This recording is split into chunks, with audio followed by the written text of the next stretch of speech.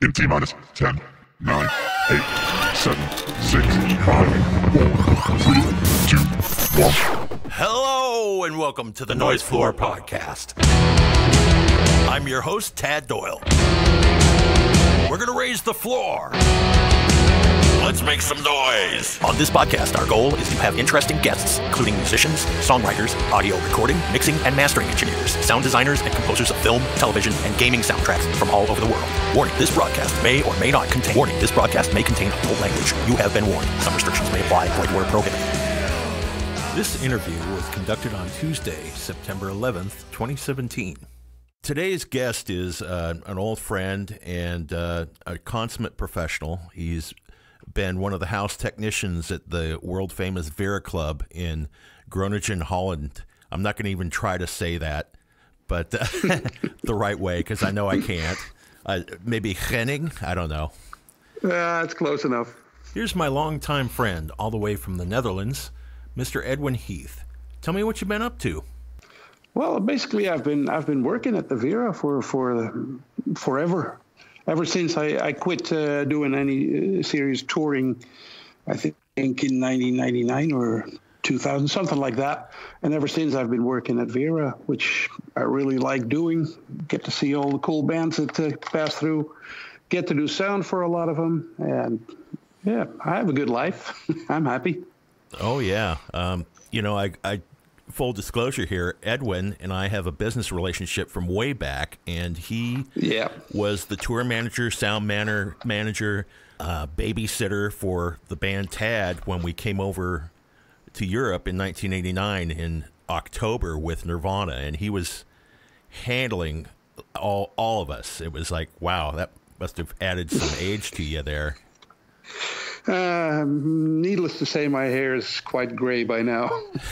Mine too. But I think that's just old age. Well, it happens. Yeah. So, I noticed that I paid attention to what you were doing, and you always had a few songs that you would tune in a sound system with, and I think you were using the Miles Davis record. Which one were you using? 2-2. Oh yeah. I still use that a lot. Yeah. Another one by a Dutch country singer that's really well produced, because basically that's what it's all about. If you have a well-produced record, you can get used to tuning a PA system on that record. And I kind of prefer that over using my voice to do it, because my voice has no low end at all. That makes it a little harder. Sure. So how is the Vera treating you now these days? There've been a lot of acts through that you've been mixing lately? Yeah. We the other day we had the Super Suckers come through, and I got to do sound for them, which I had done before a couple of years ago, but it was fun doing sound for them again. Fun band. Right. Yeah, they're good. Was Marty with them? Yeah. You know, Marty and I go way back. I was in a band with Marty as well. Oh, I didn't know that. Yeah. He's actually an old metal dude. His name was Metal Marty. Yeah. I know that one. I know that. Well, I'm glad that Eddie's still out doing the thing, because he just... Yeah. He beat a horrible disease, cancer, and hopefully it won't ever come back. And, I heard about that, yeah. He was looking quite healthy. Now, you used to... you were going out on tour with Dead Moon. Were you ever doing Pierced Arrows as well? Who? Pierced Arrows? Sorry. Is it Pierced Arrows? No. Well, I have done sound for them on a number of occasions, but I never went out touring with them. Right. Because when Dead Moon quit, I already quit the road. When did you quit going out on tour? And pretty much around 2000. But yeah, about 17 years ago, something like that. Right. My oldest daughter was born then, and I really didn't want to go out on the road anymore. And Vera had decided that they needed a professional technician, so they wound up offering me a real job, like a paid job. Before that, I'd always worked there as a volunteer and making money touring with bands. But that kind of turned around, and I didn't need to go out on the road anymore for the money. Right. And after being on the road for like 13 years straight, pretty much, I was pretty much done with that. Sure. I can feel you on that because you know, I just did a tour. We did Europe actually. We did a few shows with my band. Yeah, I heard about that. Yeah. And boy, it's not the same as it used to be, man. I gotta have a bed. Yeah. Oh yeah. I'm not doing the floor thing anymore. No, it's definitely changed a lot. I mean, in the old days, you didn't have cell phones, you didn't have laptops. You just went out into Europe and you were gone for a month, which was kind of hard, but it also there was a lot of, it was special. Yeah. And these days, everybody knows what you're doing and where you are and how things are going. And I don't know. I don't think it's as much fun anymore as it used to be. Yeah, it's almost like, you know, when we were touring together, it was like being on a ship out in the ocean and you didn't know what was going to happen. And, you know, that I recall that one time we broke down in Scotland somewhere in the middle of the morning and the sun wasn't, it was still up from all that night. Or maybe that was Sweden. I can't remember which. No, that was in Scotland because the van had a problem. Yeah. In the middle of the night when the sun started to rise. Yeah, I remember that. I think we were coming from Glasgow going back to Edinburgh where we were staying. Yeah. That was some and you fixed it. Yeah, I did. A man of all trades. You have to be if you're doing this kind of thing. Yeah. Well, if you don't know anything, you got to learn how to do it real fast, especially in those circumstances. Right. I think that was a Fiat minivan, wasn't it? Something like that? Something like that. Yeah, Fiat or a Renault. I'm not sure what it was. Some small thing. So if people want to hire you to do sound at local areas, I know you're not doing much touring anymore, but is that out of the question? If somebody offers you the right money, would you go out? Yeah, it's pretty much if I like to do a sound for the band. It's not about the money anymore. I mean, I have a job, so I only do sound for bands that I really like, pretty much. Yeah. I mean that keeps it being fun. So now, what kind of mix desk are you working on now at the Vera? What are you working with?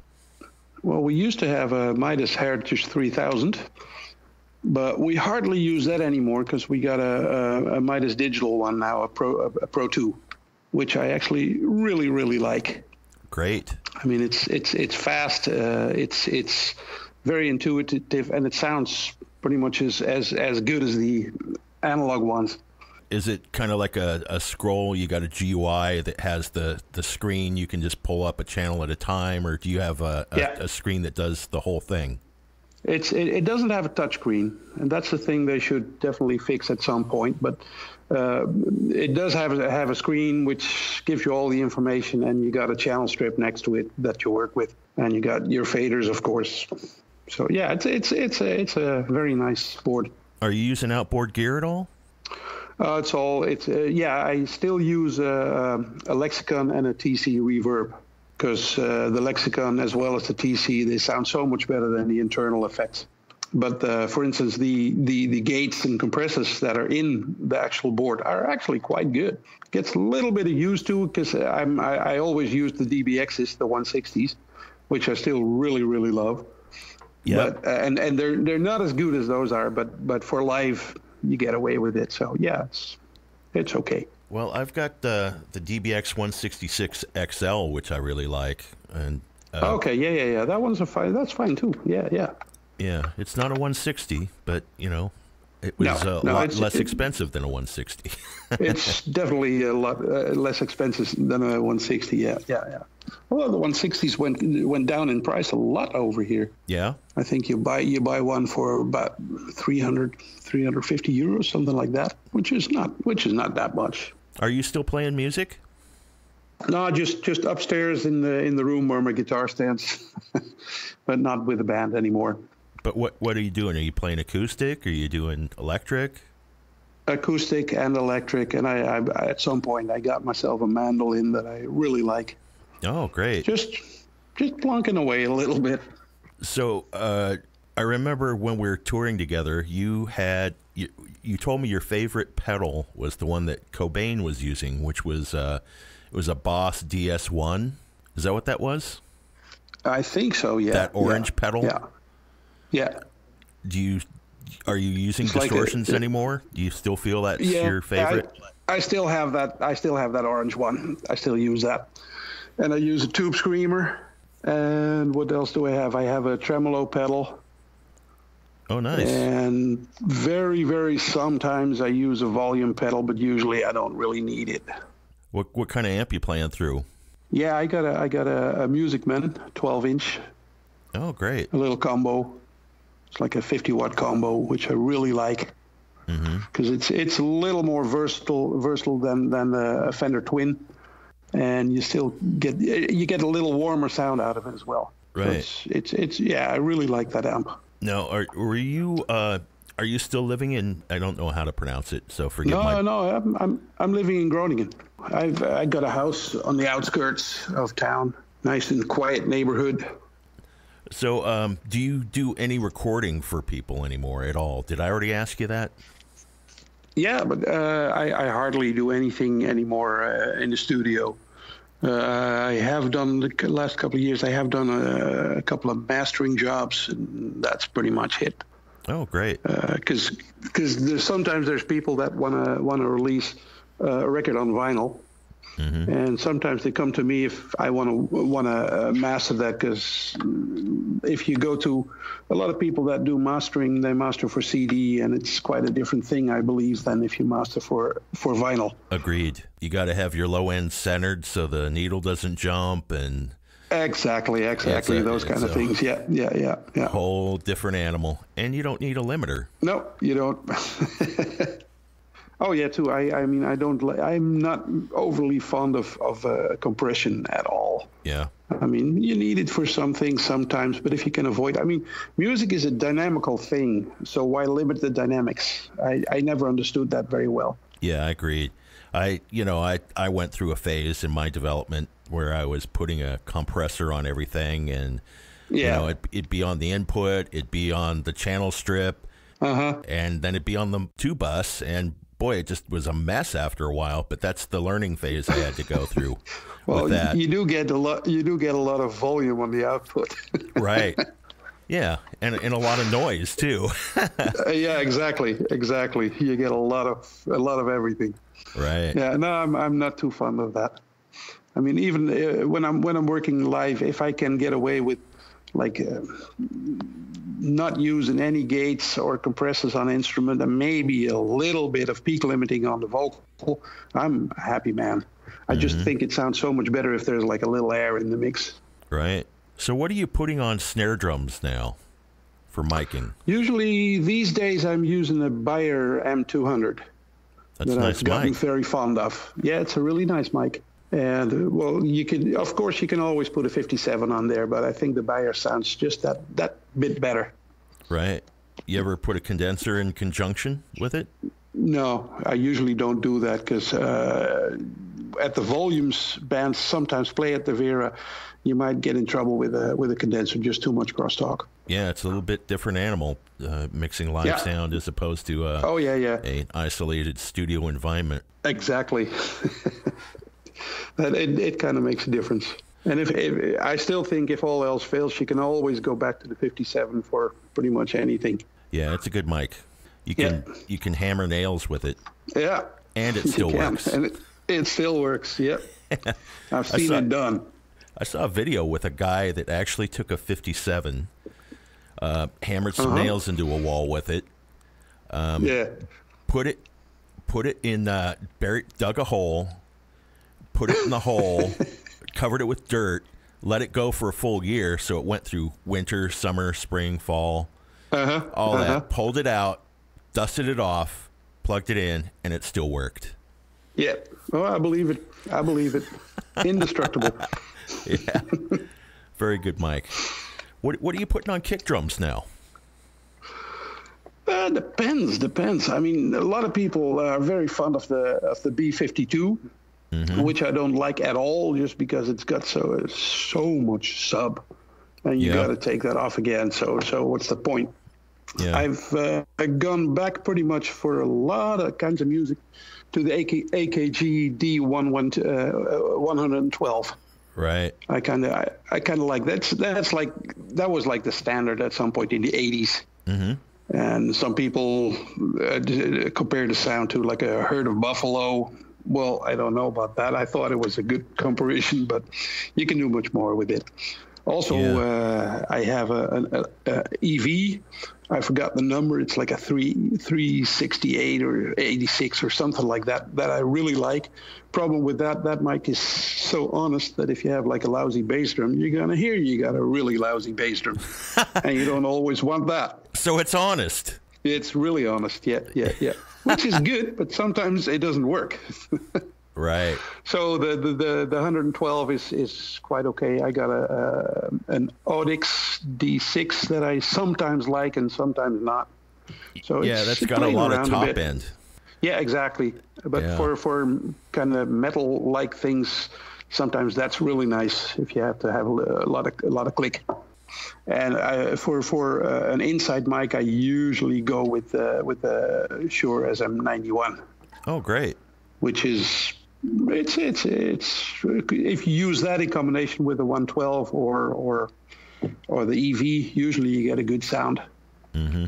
What are you using for overheads? Are you miking overheads in the Vera? Oh, usually we do, depending on how rough it's going to be on stage. Like if drums are going to be flying, I don't use them. But we just got a set, like a while back, we got a set of 214s that I really, really like.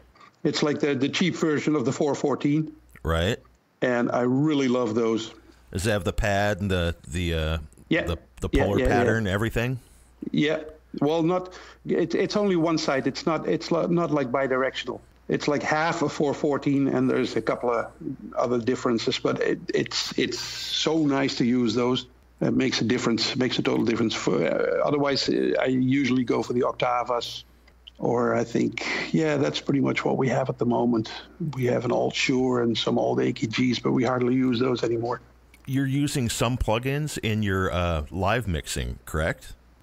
Somewhat. Are you using plugins that are on the Midas desk? Yeah. Yeah, there's like every channel's got dynamics, gates, compressors, and there's this Midas desk doesn't take plugins. It's got its own generic system. Right. You cannot use plugins on it like on a Digico table or something like that. I see. Excellent. Well, I'm kind of all over the place today because this is fairly early for me, but I know it's pert near dinner time for you. Yep. I found a Discogs, and I don't know if it's you or not, but it says Edwin Heath. Is that you? Yeah, that's me. Yeah. Right. So you've worked on a lot of records. I've done a few. Yeah. Definitely. And it looks like you did the Dead Moon Live Evil. Yeah. Well, that's just the live mix. So basically, I did that one. Okay. So, brother, I really appreciate it. It's good to talk to you, and do know that anytime you're in town, that you're welcome as family here.